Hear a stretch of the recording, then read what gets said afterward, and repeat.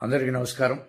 Chandramukhi studios సబ్స్క్రైబర్స్కి, అదేవిధంగా ప్రేక్షక దేవుళ్ళందరికీ కూడా నా హృదయపూర్వక ధన్యవాదాలు. మీ అందరికి థ్యాంక్స్ తెలియజేసుకుంటూ, మీరు ఎప్పుడెప్పుడైనా ఎదురు చూస్తున్నటువంటి విరోధి షార్ట్ ఫిలిం మరి కొద్ది రోజుల్లో రిలీజ్ కాబోతుంది. ఆలస్యానికి మీ అందరు కూడా సారీ తెలియజేసుకుంటూ, ఎందుకంటే ఏదైనా ఒక ప్రాజెక్ట్ కానీ ఒక ప్రోడక్ట్ కానీ డెలివరీ చేసేటప్పుడు చాలా చక్కగా అర్థవంతంగా ఉండాలి, అందరూ ప్రేక్షకులు మెచ్చే విధంగా ఉండాలని చిన్న ట్రీట్మెంట్ కోసం దాదాపు షూటింగ్ అంతా కంప్లీట్ అయిపోయింది, డబ్బింగ్ అయిపోయింది, అన్నీ అయిపోయినాయి. కానీ క్లైమాక్స్ కొంచెం మారుస్తే బాగుంటుందనే ఒక ఆలోచనతో ఒక డీప్ ఇది రావాలని చెప్పి మళ్ళీ దాని మీద కొంచెం హార్డ్ వర్క్ చేసి హోంవర్క్ చేసి మళ్ళీ చేయాలనే తలంపుతో ఈ ఆలస్యానికి కారణం. సో అంటే నేను జీరో బడ్జెట్ చేస్తున్నాను కాబట్టి నా చుట్టూ ఉన్నటువంటి ఫ్రెండ్స్ని, నా కుటుంబ సభ్యుల్ని మాత్రమే దీంట్లో ఈ ప్యాడింగ్లో తీసుకున్నాను. సో మన దాంట్లో చేసినటువంటి షార్ట్ ఫిలింలో చేసినటువంటి దాదాపు ఆర్టిస్టులుగా చేసినటువంటి వాళ్ళందరూ కూడా అనుకోకుండా చాలా బిజీ అయిపోయారు, మనకు దొరకనంత బిజీ అయిపోయారు.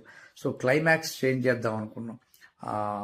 మళ్ళీ ఆర్టిస్ట్ దొరకపోయేసరికి మళ్ళీ కొంచెం ట్రీట్మెంట్ మార్చి మళ్ళీ కొంచెం హోంవర్క్ చేసి ఆ సీన్స్ చిత్రీకరించాల్సిన అవసరం ఉంది, ఇంకో ఆర్టిస్ట్ని పెట్టి.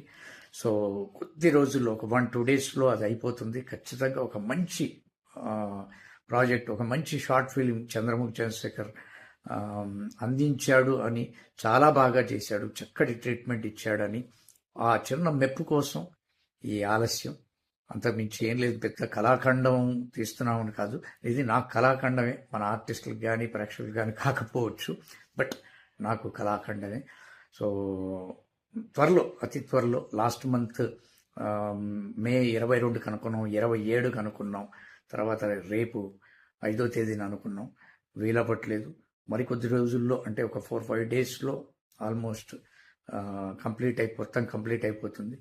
అది ఖచ్చితంగా రిలీజ్ చేస్తాం. ఇక భవిష్యత్తులో కూడా చాలా షార్ట్ ఫిలిమ్స్ చేయాలని ఉంది. మీ అందరి ఆదరాభిమానాలు, ఆశీస్సులు ఉంటాయని ఆశిస్తున్నాను.